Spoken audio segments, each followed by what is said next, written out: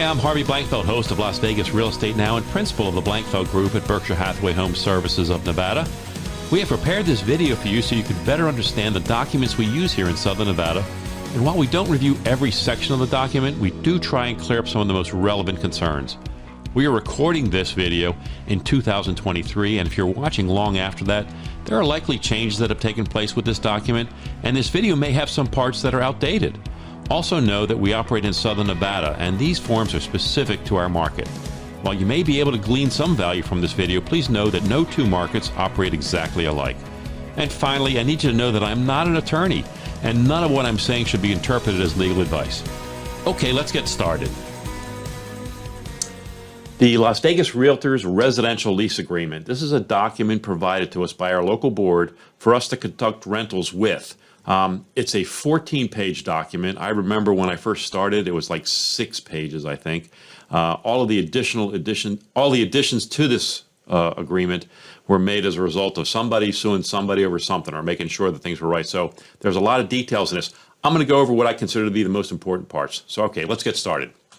Starting with the address of the property is up top here, and it's also mentioned right here in the premises, 7475 Sahara. In the premises, it's also noted that there's a mailbox, a parking space. If there was a storage unit or anything else, that would be noted here too. Up top is the date that you're executing this agreement between the tenant and the landlord. Here's the names of the homeowners. Here's the names of the tenants. The term of this lease is starting on January 27th of 2023 and ending on January 31st of 2024. So it's just slightly over a year. The total amount due throughout the term of this lease is $24,333.33. The rent per month is $2,000. It is to be paid through the property management portal or delivered to their address on or before the first of the month. Now we have a summary of the initial charges. Here you see the rent for the first month. The total that's due is in this column. The amount that's already been received by the property manager or the homeowner is in this column. And then the balance due is in this third column. So before the tenant moves in, they need to come up with this figure here in order to be able to move in. And it includes a variety of things, including deposits and fees. Now, the difference between a deposit and a fee is very important. See these words, non-refundable? Fees are non-refundable. So if you pay a fee, if you pay a pet cleaning fee or you pay a cleaning fee, that means that the landlord is not expecting you to leave the house in clean condition because they're charging you this fee no matter what. You're not going to get it back. However, if it's a deposit, in this case, you have the opportunity to get that money back if you leave the home in good, clean condition. So that's the difference of those. And then down here we have prorated rent for those few days that were left over in January of $333. That's how this figure is calculated. At the bottom of every page is the opportunity for the tenant to initial the name of the homeowner and the address. And that's going to be the bottom of every single page of this document. Moving on to page 2. There are no additional monies due in this particular, but if there were, they would be mentioned here. The additional fees. In Nevada, it's required that we provide our tenants with a 3-day grace period. In this case, the landlord is providing a 5-day grace period, and the late fees would begin on the 6th day. In this case, they're $100 or 5% of the rent. If you were to, as a tenant, if you were to send a check and it was to be returned or there was a dishonored payment of any kind, an additional charge of $75 will be added. Now, additional rent. What this means is any kind of late fees or utility bills or anything that has to be added to your bill would be considered additional rent for the purposes of the lease. And so they would be due the following month. So anything that is incurred during that month would be due the following month as additional rent. In this case, a security deposit being held by the broker. In this case, that's us. And it's being held in a separate trust account. And also at the bottom here, you'll note that it's checked that the tenant in this particular case is not required to furnish receipts for licensed cleaning services. Sometimes property managers or owners will require that. We decided not to. If you can clean the house to the standard of a professional, you're fine. You don't have to pay someone else to do it. But it has to be the professional standard. We're going to check it and make sure. If it's not, you could still be billed for a professional to come in and follow up behind you. So you might want to hire a professional anyway, and you don't have to provide receipts, but you might want to. Moving on to page 3. When you sign this lease, you're saying, hey, the property's in good condition. I'm taking it as is. It's in good shape. The broker is going to maintain trust accounts and 2 separate accounts. The brokerage maintains an account for regular transactions and a separate account for security deposits. If you were to be evicted, you would be charged an additional $250 for administrative fees. These are the items that are going to be provided to you for access to the property. You're going to get some door keys, mailbox keys. In this case, you're getting a garage transmitter and a 2 gate transmitters, a pool key, and then also 2 community IDs. A lot of times you'll have to get these yourself from the HOA. Sometimes they can be provided by the landlord, depends upon the HOA. You're going to use the home as a residential property. You're not going to be using it to conduct any kind of business, and you're only going to access the livable areas. You're not going to go climbing into the attic or other crawl spaces that you're not supposed to be in. Which reminds me, attics are not a place to store things here in Las Vegas because they get incredibly hot, and whatever you put up there is just going to like melt. My wife and I made the mistake of putting some books in our attic when we first moved here. They were like just dried up and turned to dust almost by the time we moved out of that property. Number of occupants. In this case, there's only 2, Mr. and Mrs. If you have children or some other occupants of the property that are not actual tenants, then they would be listed here as well. Guests can remain in the property, but no more in this case than 10 days. This is good news for the tenants. You can tell your guests, hey, listen, you can only stay 10 days because if you stay any more, you got to pay more rent. Why is this important to the landlord? Because the houses are designed for a certain number of occupants, and also they don't really want tenants to be subletting or subleasing any part of the house. That's an important element because we don't know who those temporary people might be, and we can't hold them accountable. Only the tenant would be held accountable. Utilities. This is a divvying of the utilities. This is how they're going to be paid. Anything marked T is for the tenant. Those are usually the consumption-based utilities. In this case, anything marked O, the owner will take care of. And as a tenant, you are responsible to put those utilities in your name. The landlord doesn't want to carry them in their own name and then bill you. They prefer you put them in your own name. Because if you were late, then it was in the owner's name, the owner would be the one that was penalized. And so that's why you have to move everything into your name as a tenant. In this case, the landlord's not going to be carrying any things and billing you later. Sometimes they do. Sometimes sewer and trash are added to your rent in certain leases. We don't do that. We just make it part of the rent. You're not allowed to add phone lines or cable lines to the house without the landlord's written consent. If there's an alarm system there, you're welcome to obtain services to monitor it. If you were to not pay the utility bills at the end of the lease, you could be billed for that later. The landlord will likely come after you for that balance. You need to provide a 0 balance to the landlord when you move out. In some areas, particularly here in Southern Nevada, when you talk about North Las Vegas or Henderson, sometimes the sewer and trash are tied to the water bill and billed by the local municipality. If that's the case, those would be included as a tenant expense. The landlord doesn't want to have to figure out how much they owe separate from that, so those get lumped into your bill if you are in North Las Vegas or Henderson, in our case here. Pest notices. We do have pests here in Southern Nevada. Just want to make you aware of them. Pets. This is an important clause here, clause 18. If you have a pet in the property, in our case, you would be providing an additional security deposit. You also have to provide that your insurance, your renter's insurance, the pet will be noted in that renter's insurance policy and covered. And that policy needs to cover third-party damage. If your pet was to bite somebody, you need to have insurance to cover that, should there be a liability. If there's a pet found in the home that was not accounted for in the lease or subsequently added, then there's a $1,000 fine in this case. And that could be, it's up to the property manager or landlord to decide how much that fine is. In this case, it's $1,000. You're not allowed to have a waterbed or boat, campers, trailers, mobile homes, recreational commercial vehicles, or non-operative vehicles on the property. If there's an exception, it'll be noted here. You can't be working on your car in the driveway. I know in the old days that was never a big deal, but now these days it's a problem. So you can't be working on your car in the driveway. You can't make any alterations to the property without the landlord's written consent. If you were to default, you would lose your security deposit, you would be evicted, and there's additional fees, so just don't default. Don't do that. There's lots of problems for you if you were to default. Your personal information also becomes available to whoever it is the collection agency is that's going to be chasing you for those monies. So you kind of lose some of your privacy as well. If the landlord was to agree to not enforce the terms of one part of this agreement, that doesn't mean that they're not able to enforce the rest of the agreement. If they were to make an exception for you, which they can, I suppose, it doesn't happen very often, but if they were to make an exception, it doesn't mean that they're abandoning all the other terms of the lease. If you were to abandon the property for more than 15 days in this case, that's considered abandonment. The landlord has a right to take over the property, and that's not something you want to do. So if you're going to be leaving the property for an extended period, you need to let the landlord know. Once you're ready to leave, and you know you're ready to leave, you need to give at least 30 days notice prior to the end of the lease. Now, you can't just give notice at any time during the lease.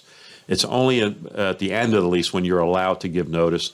You can give notice as far in advance of that as you like, but it can be no shorter than 30 days.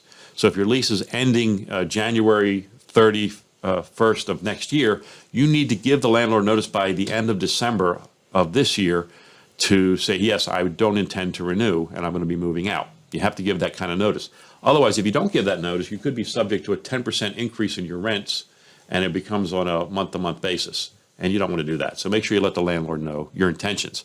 Now, we usually send out notices well in advance of this, so you have an opportunity to decide whether you want to renew or not. Upon termination, you're going to surrender and vacate it. You're going to remove all your property, return all the property that belongs to the landlord. If there's an emergency, here's some numbers for you to reach out to. In our case, there's a portal. You can enter into the portal right away, but I would also call us if there's a water damage or fire or something bad's happening in the property. Call us right away to let us know, and we'll see if we can't address it immediately. Whenever there's maintenance required in the property, as a tenant, you'll be responsible for, normally, in this case, the first $85 of that cost. We call this like a non-frivolity clause. Basically, we don't want you to call us for things that are easily fixable, and this prevents that to a certain extent. But if there's major issues, of course, the landlord would handle the cost. Now, if, however, something is damaged as a result of your misconduct or negligence, you're going to be responsible for the entire amount, not just $85. So make sure you're taking care and make sure you're keeping an eye on things for us. You need to change the filters every month. Change the filters in that HVAC system. That's really important because without changing those filters on a regular basis, you can do damage to the air conditioning system. And in doing damage, so if it was need to be repaired, you could be responsible for those costs. Also, anytime there's broken glass in the property, the tenant's automatically responsible, irregardless of the cause. That's one of the clauses in this lease, and that's standard throughout the valley here. The landlord is, however, responsible for the systems in the house, but responsible for them to make sure that they're maintained. But you are responsible to do the periodic maintenance. You understand? So you need to change those filters. That's really important.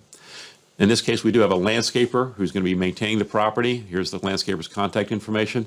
You need to make sure you provide access for that landscaper, and you also need to make sure that the plants are getting watered properly throughout the week. The landscaper might be visiting once a week. They may not. But you're still responsible to see to it that all those plants have enough water to survive and thrive. There's a pool guy here. He'll be maintaining the pool. Again, you have to create access for this pool person to get in there, and you have to make sure that the equipment is running as it needs to run. Don't shut it down. If a pool starts to turn green and it's discovered that it's because the tenant turned off the pumps, the tenant's going to be responsible for cleaning up the pool, perhaps refilling the pool and all of those things. So don't do that. Make sure you cooperate with these vendors who are coming on property. No smoking in the house, period. End of story. No smoking of any kind in the home. Smoke detectors. Make sure the smoke detectors, if they start beeping, don't just unplug them or take them apart. Go ahead and replace the battery. That's really important. For your safety, it's really important. So make sure. And sometimes, unfortunately, sometimes those batteries fail within a few weeks of your moving in, and I'm sorry about that, but you still have to replace that battery. You need to grant access to the landlord, to the property managers with 24 hours notice. As periodic inspections conducted every now and then, you need to grant that access, give the landlord access with proper notice. You're allowed to display signs in the yard as long as it's okay by the HOA. You're allowed to display the flag. Again, that's okay. The HOAs. Now, there's governing documents from the HOA. There's CC&Rs. There's rules and regulations. Those will be provided to you along with this lease. You need to abide by them. If you were to break any of those rules or violate any of those CC&Rs or anything of that nature, and a fine was imposed by the HOA, you would be responsible as the tenant. Here's the things that are being left in the property. They need to remain on the property when you move out. They need to be maintained throughout the time that you're there. You become responsible for these items as well. You need to have tenant insurance. You need to cover yourself. The landlord's insurance policy will cover the structure and other various elements outside the property. But for your personal property, you want renter's insurance. It's not that expensive. It's well worth it. Please do get yourself some renter's insurance and then provide us a copy. As a property management company, we like to see a copy of your renter's insurance. We also like to be named as additionally insured on that so that we're notified should it not be continued. Drug-free housing, I think this is pretty obvious. Also, don't put your barbecue too close to the home. I believe it's within 10 feet. Yeah, you don't have it within 10 feet of the property or any overhangs. So put your barbecue in the backyard, put it far away from the property. This is a clarification of whether the house has been freshly painted or touched up recently, and that's for when you move out. That's the standard set upon your move in. When you move out, it'll be checked. Now, an important term to remember upon your move out is normal wear and tear. If there's things in the house that are damaged or not quite what they were when you moved in, but it's as a result of what's considered normal wear and tear, you're not responsible for that. Putting little holes in the wall to hang your pictures, that's okay. That's normal wear and tear. Paint, a little scuff here and there, that's normal wear and tear. However, if somebody backed a dresser into a wall and put a big dent in the wall, that's not normal wear and tear. So there is a standard met as to what would be applied to your security deposit. Keep that in mind as you're moving out, and look for those things. And when you move in, make sure you take good documentation, move-in photos of when you moved in, and then also do them when you moved out so that you can verify and validate what, if anything, is charged against your security deposit. The landlord will be doing the same thing. You agree to transfer the utilities within 3 days. If you decide to change the locks on the property, which is your right, you still need to provide a copy of those keys to the property manager or landlord. That's important. As a property manager, I need to be able to have access to the property for emergencies. You're allowed to conduct a risk assessment and any type of inspection you like for the property. You can display the flag. We already talked about that. You can display political signs as long as it's okay with the HOA. Don't store any dangerous materials on the property. Any changes to this agreement must be in writing. What's said doesn't count. What's in writing counts. And if there is an addendum to this lease, the addendum would supersede the lease. In other words, in the addendum, they say, hey, the tenant is now responsible for the landscaping. The landlord will no longer be providing landscaping. Now that supersedes the original lease. It's an addendum. It's after the fact. That would be the terms. That adjustment would be valid. But it has to be in writing and signed by both parties, agreed to by both parties. If there is any kind of legal or court action, the loser is going to pay everybody's attorney's fees. This is under Nevada law. Nothing shall be construed of waiving your rights. The law would supersede the lease always. If part of this contract was indeed deemed invalid, it wouldn't invalidate the whole thing. A single violation could be determined as a material breach. So read this, know this carefully. Whenever there's a conflict between tenants and landlords, or tenants and us, or us and landlords, I always look right to the lease. This is the governing document that I look to. By signing this, you're agreeing to the terms. Here's a disclosure that the landlord, Mrs. Landlord, is actually a licensee here in the state of Nevada. Here are the parties. The Tommy Chong's representing the tenants. I am representing the landlords in this case. Again, the bottom of every page, you're going to be initialing as a tenant. There is a military provision in this lease agreement. If you are military and you're given orders to be moving, you can give the landlord 30 days notice, but you need to provide those orders, and then the landlord will have to let you out of the lease. There would be no choice in the matter. If the landlord was to be foreclosed upon, it's really important to note this. You need to continue to pay rent, but know this, that the tenants shall honor all the conditions of the current lease agreement, but also the new owner of the property must honor the lease agreement. There's a saying in real estate that the lease runs with the land. If the home is sold or foreclosed upon, the people who now own it still have to honor your lease. They can't throw you out, but you have to make your rent payments. There's a couple of addendums attached to this. There's HOA rules and regulations, and then we have something we call a tenant handbook we would hand you as well and provide that to you. It kind of simplifies the terms of the lease a little bit. Additional terms and conditions on this page, and then signatures on this page, and I believe that's it. So that's our residential lease agreement. Thanks for paying attention. I hope this was helpful.